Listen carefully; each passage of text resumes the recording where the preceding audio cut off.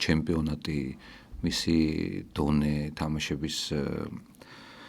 თამაშების ინტენსივობა, მაღალი დონის თამაშები, მაღალი სტრესის თამაშები, რაც შეიძლება უფრო მეტად მაღალი დონეზე თამაში ჩვენი ფეხბურთელების, ეს პირდაპირ კავშირშია განსაკუთრებით საქართველოს ასაკობრივ ნაკრებებთან და ამ შემთხვევაში რა თქმა უნდა გულისხმობ ახალგაზრდულ ნაკრებს. რაც შეეხება ჩართულობას,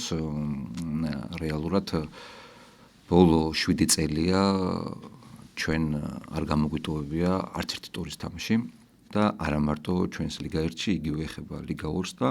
არის კონკრეტული ფეხბურთელები თამაშობდას ლიგა 3-ის თამაშებსაც ვესწრებით.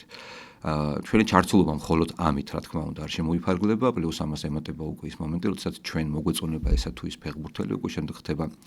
დეტალურად გამოკითხვა და იგივე თუნდაც აი მწვრთნელების დონეზე ერთმანეთში გვაქვს ხშირი საუბარი. არის ხშირი კონტაქტები, ყოფილა შემთხვევასაც მე თვითონ პირადად დავსწრები ვარ რამოდენიმე გუნდის ვარჯიშს და არც თუ იშვიათად სხვათა შორის ვარჯიშებსაც ვესწრებით ამ ყველაფერს, ამიტომ ერთადერთი რაც თანამდებობით შემიძლია ვთქვა არის ის, რომ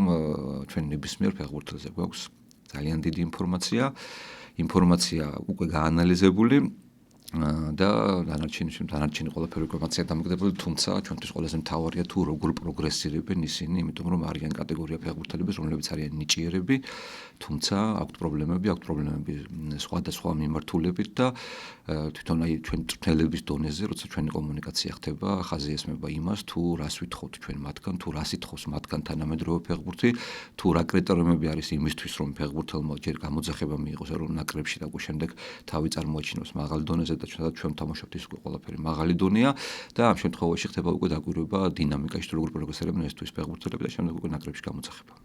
სრული ვიდეო ნახე Newsmakers-ის YouTube არხზე. თუ მოგეწონა ეს ვიდეო, დაალაიქე და გამოიწერე არხი, რომ არ გამოგჩეს შემდგომი საინტერესო სიახლეები.